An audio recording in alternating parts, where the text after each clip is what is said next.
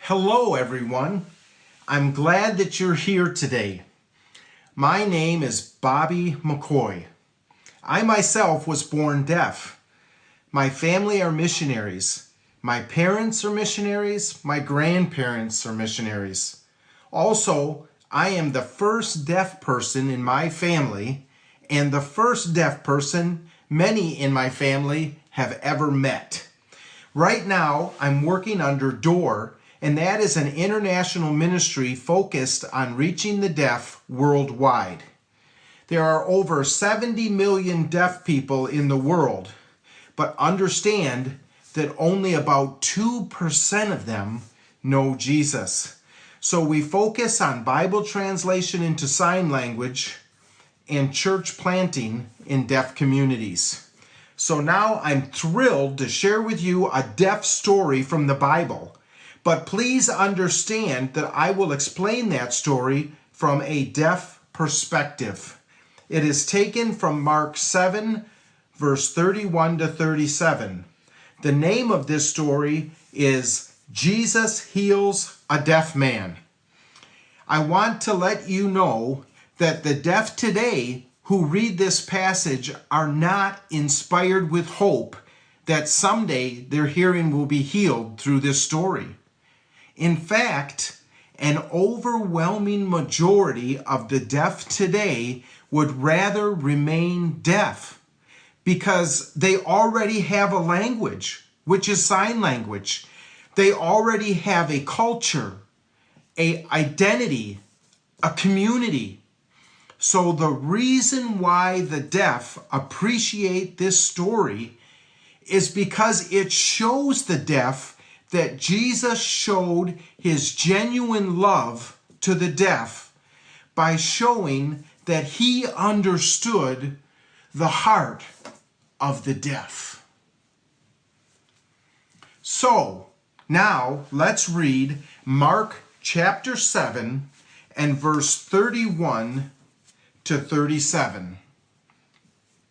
Then Jesus left the vicinity of Tyre and went through Sidon, down to the Sea of Galilee, and into the region of Decapolis.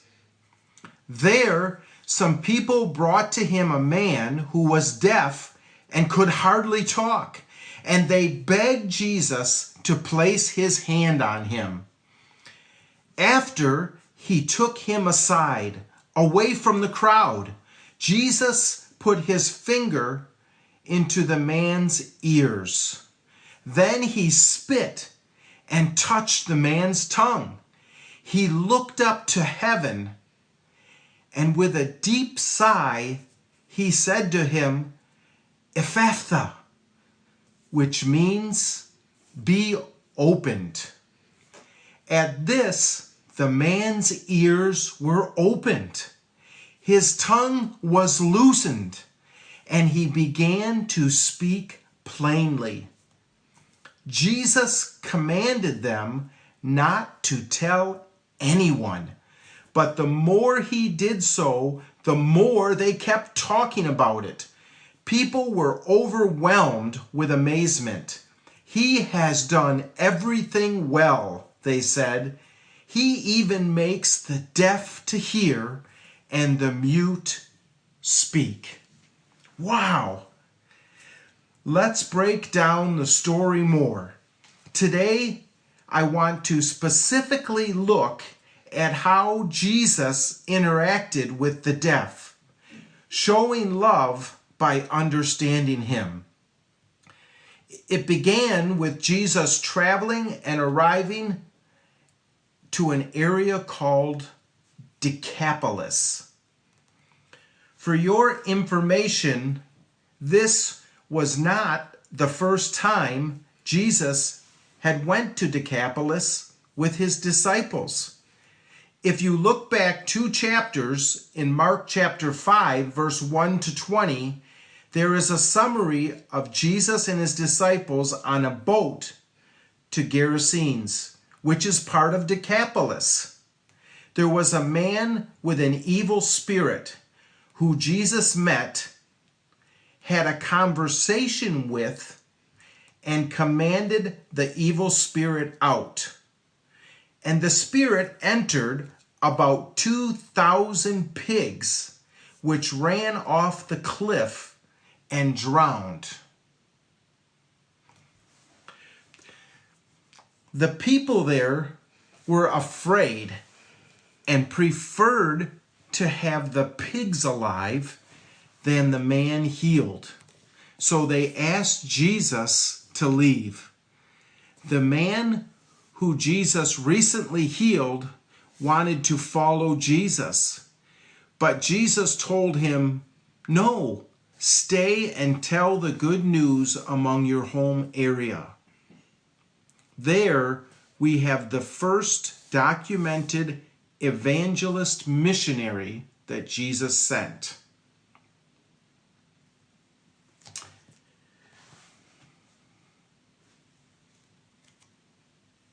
So, now sometime later in Mark 7:31, Jesus and his disciples returned to the same area. And it seems like Jesus had a crowd around him. They brought a man who was deaf. He couldn't hear and speak well. They wanted Jesus to heal him. After the crowd asked Jesus to heal the deaf man, Jesus took the deaf man away from the crowd. Okay, now why would Jesus take the deaf man away from the crowd?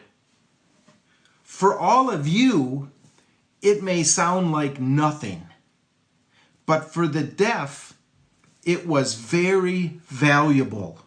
It showed the deaf that Jesus understood where he was coming from. So let's take some time to understand in the eyes of the deaf, which will help us understand how the actions of Jesus were valuable to the deaf. First of all, imagine yourself being the deaf man, which may help you understand why Jesus taking you away from the crowd actually benefited the deaf. First, the deaf who couldn't speak probably meant that the deaf was born deaf, but there's no proven fact in the scripture. For this reason, unlike the majority of the deaf today who have a community of other deaf, this man was probably the only deaf man in the area, which means this man was deprived of language, culture, and community, unlike the vast majority of the deaf today. However, there are still some isolated deaf people out there today. Anyway, for this deaf man who Jesus is about to heal, his everyday life may have consisted of people meeting him and moving their lips, but he could not hear a thing, which meant he could not understand anything. He was probably made fun of on a regular basis, because back then in Israeli culture, if Jewish people saw a person who was deaf, they would think that it was God's judgment to the deaf's parents because of their sin. So for the pagan culture of Decapolis, it could have been even worse. You could be taken to magicians or witches for healing. For example, I know a deaf person from Africa whose parents are Christians, and they took him to churches for healing, and after years of no hope, and wanting him to be healed, he was taken to witches and magicians. Some of these witches and magicians literally whipped his hands and ears in an attempt to heal him, which resulted in scars that he still has today. With all of that being said, imagine yourself meeting these weird people who are doing weird things, such as dancing, and then maybe they give you some weird thing to eat, or maybe they're beating on you. This is a typical experience of an isolated deaf person.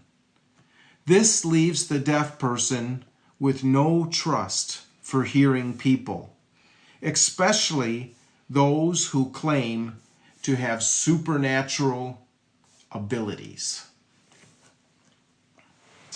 Moreover, he probably only had very basic conversations with his family members, but no meaningful conversations with others. If your family takes you places where you may not understand what is happening or why you are going, then your family might be talking about you, but there is nothing you can do but just stand there. Plus, your family may make all the decisions for you, even if some of those decisions you may not appreciate, but you have no voice in any decisions for yourself. This may give you low trust in the hearing people around you. This would become your routine until one day some people grab you and bring you to this man. You would have no idea what is happening as those people were asking the man to heal you. You would have realized that you are the center of attention, which is something that you hate because you are overwhelmed, stressed out, and nervous.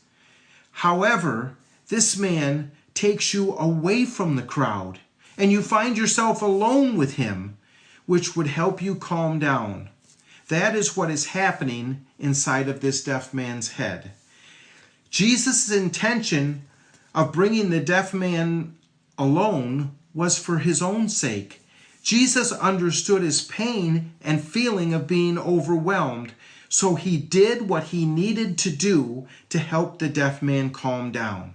So now Jesus can have the full attention of the deaf and have the best interaction. Right there, Jesus knew the needs of the deaf. Next, Jesus put his fingers into the man's ears and spat on his finger, which was put on the deaf's tongue. That was Jesus' way of telling the man that he was about to do something with his ears and his tongue. This helped the deaf man know what was happening. Then Jesus looked up and took a deep breath, which showed the deaf man that Jesus' power is the same and from the power of the Heavenly Father. Notice how these outward gestures helped the deaf man to understand what Jesus was trying to tell him. It did not require a knowledge of sophisticated language, such as Decapolis sign language. Jesus spoke one simple word in a common language in Israel and surrounding areas, known as Aramaic. Ephatha meant be open. The result of this was not just one miracle, but 3 miracles at the same time. The 3 miracles are, first, he could hear for the first time. Second, he gained knowledge and understanding of language. Third, he could speak a language. Whoa! 3 miracles at the same time, especially the immediate knowledge and use of language, which is something that does not come easily for us. How many of us have ever gained an immediate knowledge of a new language? None of us. We grew up learning a language and improved that language and possibly subsequent languages over years of practice and correction. But this deaf man had an immediate understanding and knowledge of the language which the people around him spoke in. For example, this would be like you had an immediate knowledge of speaking the Chinese language, which would be impossible for us to comprehend how this could happen. But this deaf man gained an immediate knowledge of language which helped him understand and speak well. However, when Jesus said Ephphatha, the word Ephphatha is in singular tense in Aramaic. So Jesus was not referring to the deaf's ears and mouth being opened. Jesus was referring to the deaf man's heart being completely open to him. And the result was his communication to be open. Now, after Jesus healed this man, he, for the very first time in his life, he could tell a story to others. He must have been very excited and had all those years' worth of words ready to say. But Jesus told the man and the crowd not to spread around what happened. But the excitement must have overwhelmed the man, and no wonder he went out and told his story. The more his story was spread, the people beyond were astonished. Therefore, the point that I'm trying to make is that Jesus not only understood the deaf, but Jesus took the time to show love, to show understanding. That's how much love he had for the deaf.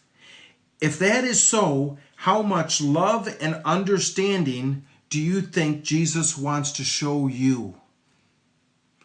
So I want to challenge each one of you. If Jesus could meet the deaf man and communicate with him from where he was and show understanding, how can you show the love that Jesus modeled to us in Mark chapter 7, verse 31 to 37? In meeting those people around you where they are and showing love and understanding them. Thank you.